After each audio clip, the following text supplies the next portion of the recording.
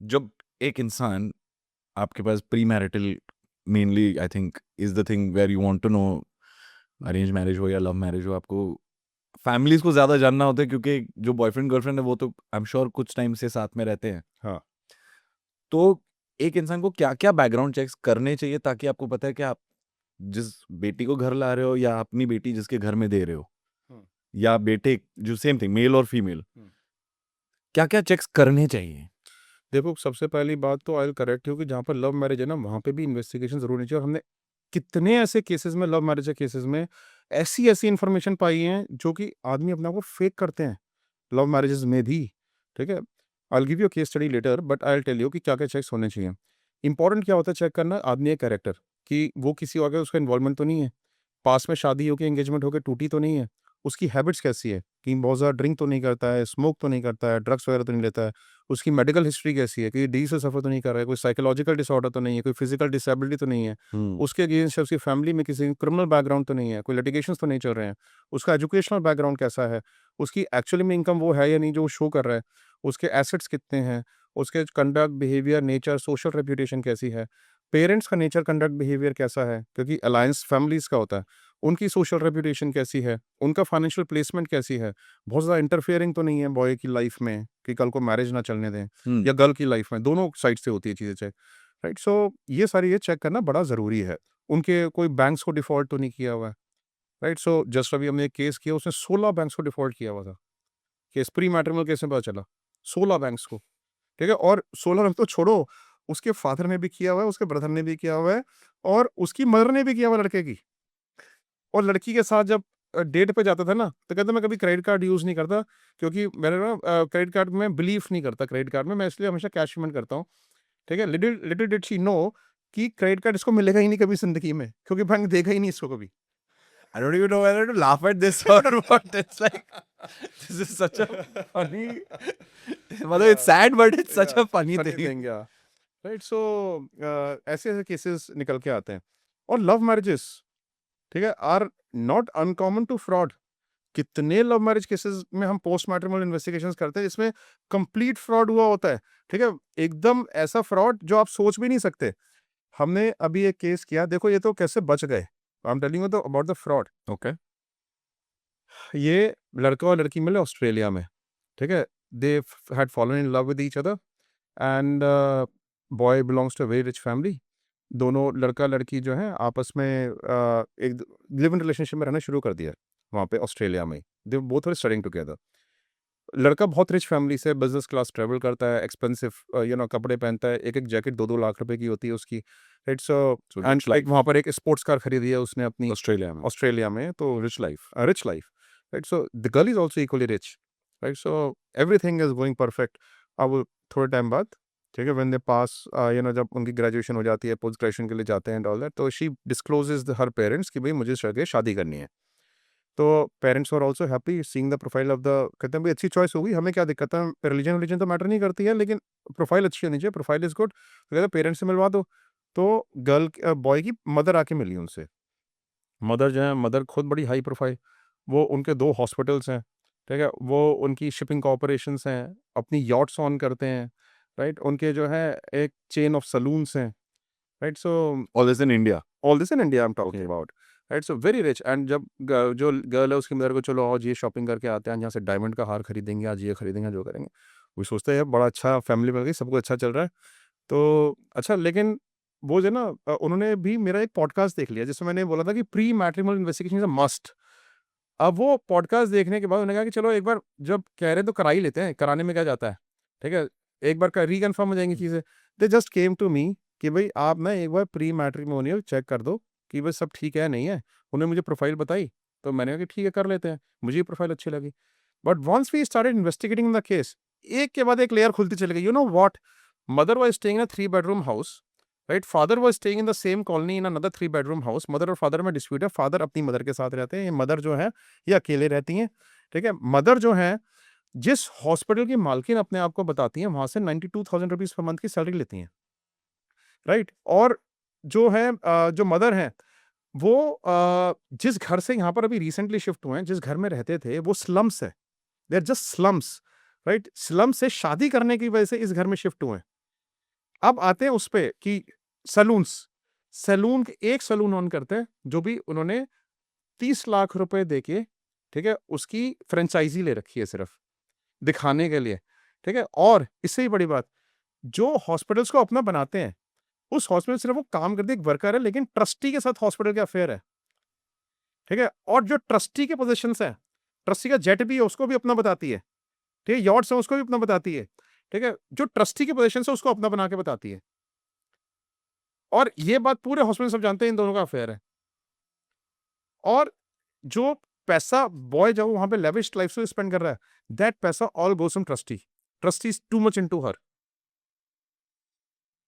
तो he is taking care of all the expenses expenses. कि बेटी की शॉपिंग करनी है, हाँ, ऑस्ट्रेलिया के यस, जो सारे फेज हैं, एक्सपेंसेस, हाँ, so he is doing it. Yes. तो बेसिकली क्या है कि people can be so fake, interesting. मतलब pre marital is a must, you is a say. Must. But क्या होता है ना सर, बहुत लोगों को लगता है कि प्री मैरिटल और ये सब, I am talking about the majority of our population, उनको लगता है बहुत एक्सपेंसिव है, we can't afford it. Why can't you afford it? I want to ask you one question. Not me, नहीं, आई एम मैं जस्ट सेइंग, हाँ, आपकी बात ही नहीं कर रहा हूं, मैं लोगों की बात ही कर रहा हूं। करेक्ट। हाँ, I want to debunk this हाँ, बिकॉज़ हाँ, मैं फर्स्ट थॉट कम्स कि यार बहुत पैसे लग मुझे जाएंगे। मुझे एक बात बताओ आप सिर्फ, ठीक है। आप जो है शादी करते हो, इंडिया में wedding is a big fat affair. चलो ठीक है, मैं मानता हूँ आप मिडिल क्लास फैमिली हो, आपके लिए बिग फैट अफेयर नहीं है, ठीक है। आप फिर भी लेकिन शादी के लिए जिंदगी भर आप पैसे इकट्ठे करके रखते हो कि मुझे अपने बेटे की शादी करनी है, मुझे अपनी बेटी की शादी करनी है। पैदा होते ही आप इकट्ठा करना शुरू कर देते हो पैसे, करेक्ट। ठीक है। और आप मुझे एक बात बताओ कि आप जो है शादी के टाइम पे आपको डिसीज हो जाती है लाइफ में, आप हॉस्पिटल में जाते हो, अपना इलाज कराते हो, नहीं कराते हो? कराते हो, आप इंश्योरेंस लेते हो अपनी की फ्यूचर में डिजीज हो जाए उसको प्रोटेक्ट करने के लिए? नहीं लेते हो, लेते हैं। ठीक है। तो 1.25 लाख रुपए के लिए अगर आपने प्री मैट्रिमोनियल इन्वेस्टिगेशन करा के अपनी पूरी लाइफ को इंश्योर कर लिया, ठीक है, जो कि एक इरिवर्सिबल डिसीजन है। जब कोर्ट में धक्के खाते हैं ना लोग 12-12 सालों तक, तब उनको पता चलता है कि यार वो 1.25 लाख रुपए उस टाइम पे स्पेंड कर दो कितना अच्छा हो, क्योंकि लाखों रुपए वहां पे खर्च होते हैं। करेक्ट। वो ज्यादा अच्छा है, prevention is always better than cure, sure, yes. Right. So ये 1.25 लाख रुपए खर्च करना ज्यादा अच्छा है। यार आप जो है एक ज्वेलरी कम खरीद लो, ठीक है। 1 तोला गोल्ड 1,60,000 रुपए का है, 1 तोला कम खरीद लो। How does it make a difference? Everybody can afford, who can not afford? लोग अफोर्ड करना चाहते नहीं है क्योंकि सोचते हैं वेस्टफुल एक्सपेंडिचर है, वो सोचते हैं डार्क एक्सपेंडिचर है, इसके नेगेटिव एक्सपेंसेस हैं, हमें क्यों करना है ये सब, हम खर्च क्यों करें? हम 1,25,000 रुपए में क्या अपने लिए कोई ज्वेलरी नहीं खरीद लेंगे, ठीक है। हम अपनी कोई अच्छी ड्रेस नहीं खरीद लेंगे, वो ज्यादा जरूरी है और जिंदगी भर काम आएगी? देन पर्सपेक्टिव मैटर करता है, कॉस्ट मैटर नहीं करती। You understanding why I asked this question? I understand certainly, इसीलिए मैंने पर्सपेक्टिव का पॉइंट क्लियर किया कि कॉस्ट मैटर नहीं करती, पर्सपेक्टिव मैटर करता है। Correct. Interesting. Tell me, what is the security that a client who comes to you can get? कि अगर मैं आपके पास आ रहा हूँ तो मैं भी एक ऐसा कदम उठा रहा हूँ जहाँ पे अगर सामने वाले को पता चल जाए कोई ऐसी कॉम्प्रोमाइजिंग सिचुएशन हो, ब्लैकमेल का हो, फ्रॉड का हो, जहाँ पे आपको पता है कि यार जो इंसान है वो ज़्यादा पावरफुल है मुझसे, इसीलिए मैं ब्लैकमेल हो रहा हूँ या मैं दब रहा हूँ। तो ऐसे टाइम पे आप कैसे गारंटी या आप एक एश्योरेंस दे सकते हो इंसान को कि we ensure that you will be protected? क्योंकि क्या होता है ना, अगर कोई पावरफुल इंसान है, अगर मैं फॉर एग्जांपल मैंने बोला कि यार सर मेरे को इनके ऊपर करना है क्योंकि ये चीज़ें हैं, मेरे को ब्लैकमेल हो रहा है, फ्रॉड हो रहा है, एंड वो बहुत पावरफुल है और मैं ऑब्वियसली अगर मैं आपके पास आ रहा हूँ तो मतलब मैं दब रहा हूँ। अगर इसे पता चल जाए कि मैंने आपको हायर किया है तो ये तो मुझे हार्म कर सकता है, डैमेज कर सकता है। नहीं, देखो मैं आपको एक बात बताता हूँ। सबसे पहली बात तो जो हमारे पास आ रहा है, ठीक है, वो पर्सन जो है विक्टिम है, इसलिए हमारे पास आ रहा है और जेन्युइन पर्पस से हमारे पास आ रहा है। अगर उसका पर्पस जेन्युइन है तो how so the powerful the person is, he is also taking a risk to get him investigated and we are also risking ourselves to investigate him on his behalf. Correct. सबसे पहली बात तो उसकी protection के लिए we have a privacy policy, well placed privacy policy. ये privacy policy हमने अपनी वेबसाइट पे भी लोड करी हुई है, anybody can see this privacy policy, और ये हमने लेटर हेड पे भी दे सकते हैं, there is no problem unless and until, ठीक है, किसी को भी कभी भी उसका डेटा रिवील नहीं किया जाता है। ये हमारी प्राइवेसी पॉलिसी में clearly mention, unless and until कोई गवर्नमेंट एजेंसी हमसे डिमांड करे। गवर्नमेंट एजेंसी डिमांड करेगी तो you can not refuse, correct. कोई भी नहीं रिफ्यूज करता हिंदुस्तान में। और जो लोग प्राइवेसी पॉलिसी जिनकी नहीं है या जो भी है, वो भी रिफ्यूज़ नहीं कर सकते। गवर्नमेंट को तो आपको देना ही पड़ेगा, हुँ। ठीक है? द ओनली थिंग इज़ कि but you know why would government ask it from you? Because I mean, they also must be thinking that you're doing something absolutely illegal. नहीं, बट गवर्नमेंट को पता है हम इल्लीगल नहीं कर रहे हैं। नहीं, जिसके लिए प्राइवेसी पॉलिसी है, अगर गवर्नमेंट हाँ। उसकी इन्फॉर्मेशन मांग रहा है, तो आई एम हाँ, sure they have ob ob agencies to ob believe that obviously like obviously ED तो है, तभी जब अगर कोई वो इल्लीगल काम होगा तभी मांगेगी ना, करेक्ट, अदरवाइज़ नहीं मांगेगी, वरना आप ठीक है? तो जस्ट हाँ, अ तो फिर कॉमन इतना पर्सन। इतना उसकी ज़रूरत ही नहीं है, ठीक है? लेकिन हाँ, अगर गवर्नमेंट माँगती है तो हमें देनी पड़ेगी ही और किसी को भी देनी पड़ेगी हिंदुस्तान में, not only us, correct. Right? Then otherwise the entity, the case details are always protected, right? अब आते हैं सामने वाले पर्सन के ऊपर, अगर उसको पता चल गया तो, हाँ, दैट्स ठीक है? इम्पोर्टेंट। हाँ, सबसे पहली बात तो पता ही नहीं चलता है, ठीक है?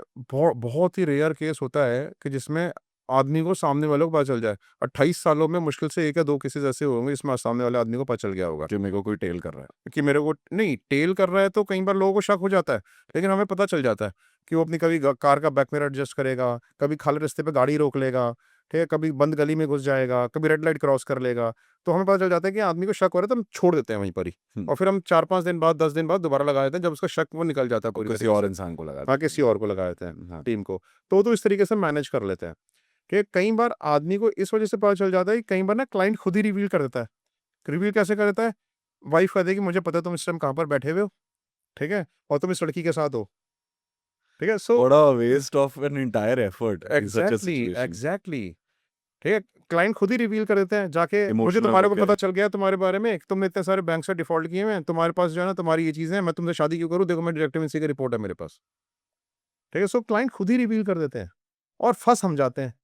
से फॉर एग्जांपल के जैसे यही मेरा जो सिचुएशन है, सामने वाले को पता चल गया कि ये इंसान मेरे को टेल कर रहा है, वो पावरफुल इंसान है, उसने उसको पकड़ लिया, बता मुझे कौन है, और उसको मारने लेके गया। जैसे आपने एक केस बताया था कि वो गाँव में उसको पकड़ के बंद कर दिया था और लाठियों से मारा। अब ऐसी सिचुएशन अगर एक अर्बन सिटी में जहाँ पे धमकी लाठियों से नहीं होती है, बहुत अलग चीज़ों से होती है, ऐसे टाइम पे आपका जो एजेंट है, वो रिवील कर दे तो? वो ये एक as a customer I can have these I tell you हाँ, बिल्कुल, बिल्कुल सही बात है। देखो मैं आपको एक बात बताता हूँ कि एजेंट्स आर ट्रेन्ड, ठीक है? उनको पता है कि उनकी क्या प्रोटोकॉल्स हैं और किस तरीके से इस सिचुएशन को अवॉइड करना है। अगर कभी जनरेट वैसे ऐसी सिचुएशन कभी हुई नहीं है आज तक, लेकिन फिर भी दे आर ट्रेन्ड एनफ क्योंकि हमारी टीम में सीनियर आईबी ऑफिसर्स भी हैं, पुलिस ऑफिसर्स भी हैं, आर्मी ऑफिसर, मिलिट्री इंटेलिजेंस से भी हैं।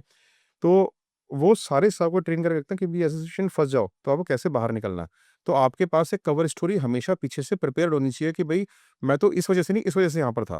ठीक है? तो आप वो कवर स्टोरी है, बट फिर भी चलो कहते हैं कि हाइपोथेटिकल सिचुएशन हो ही गया, हाँ, ठीक है?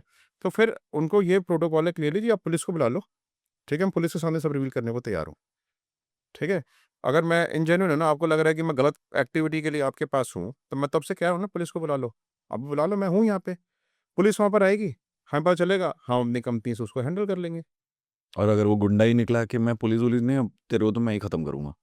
देखो, अब ऐसी सिचुएशन में किसी को टॉर्चरिंग ही करने पे आ जाए, तो आप फिर भी जो है अच्छे-अच्छे बोल पड़ते हैं, क्रिमिनल्स बोल बोल पड़ते हैं, एग्ज़ैक्टली। ठीक है? तो फिर तो अल्टीमेटली अगर कोई ऐसी सिचुएशन कभी अराइज़ हो जाए, तो आदमी की पेन सहन करने की भी तो लिमिट है ना। बड़े-बड़े लोग बोल पड़ते हैं, पुलिस वाले खुद बोल पड़ते हैं अगर कहीं पे ऐसी गुंडों की सिचुएशन में फँस जाएँ तो, हाँ, ठीक है? और उनको छोड़ो, आर्मी में हमारे सोल्जर्स जब दुश्मन कंट्री उनको पकड़ लेती है, तो क्या उनसे सीक्रेट्स नहीं निकलवा लेती? निकलवा लेती। क्योंकि they know how to torture people, या उसका तो कोई एक्सटेंट ही नहीं है। फिर तो then that's a risk and हाँ। And a person who is coming to you with such a profile case, हुँ। तो he knows what he is that person is भई कैपेबल देखो ऑफ। सिंपल सी बात है, हम भी तो उनके लिए रिस्क ले रहे हैं। आफ्टर ऑल हम तो फ्रंट एंड में हैं, करेक्ट, आदमी तो हमारा है ना, तो करेक्ट, उनको भी तो मेंटली प्रिपेयर होना चाहिए ना किसी न किसी रिस्क के लिए। करेक्ट।